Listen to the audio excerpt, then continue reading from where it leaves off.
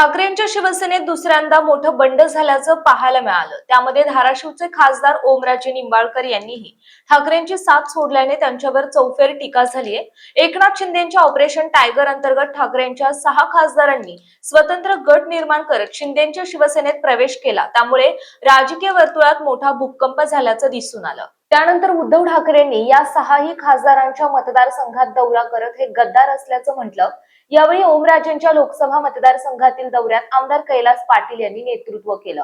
आपण कधीही ठाकरेंना सोडून जाणार नाही असेही त्यांनी म्हटलं। आता त्याच कैलास पाटील यांना ओमराजेंना पक्षप्रवेशाची साथ घातली।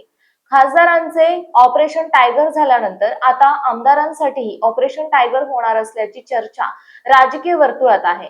त्यातच परिवहन मंत्री प्रताप सरनाईक यांनीही यावर भाष्य केलंय, तर आमदार कैलास पाटील यांनीही त्यावर प्रतिक्रिया दिली होती। आता ऑपरेशन टायगर संदर्भातील राजकीय वादावर खासदार ओमराजे निंबाळकर यांनी भाष्य केलं आहे।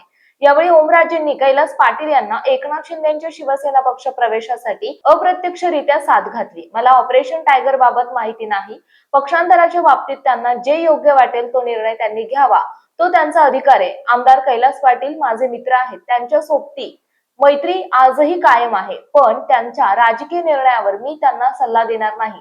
मात्र ज्या लोकांसाठी आपण काम करतो त्या लोकांच्याही आपल्याकडून अपेक्षा आहेत, त्या पूर्ण करणं देखील गरजेचं असल्याचं सांगत खासदार ओमराजे निंबाळकर यांनी कैलास पाटील यांना अप्रत्यक्षपणे पक्षप्रवेशाची साथ घातली। दरम्यान मतदारसंघातील विकास कामे होत नाहीत, सत्तेत जाऊन विकास कामे करणं आणि लोकांच्या अपेक्षा पूर्ण करण्यासाठी आपण शिवसेना पक्षात प्रवेश केल्याचं ओमराजे यांनी ठाकरेंची साथ सोडल्यानंतर म्हटले होते।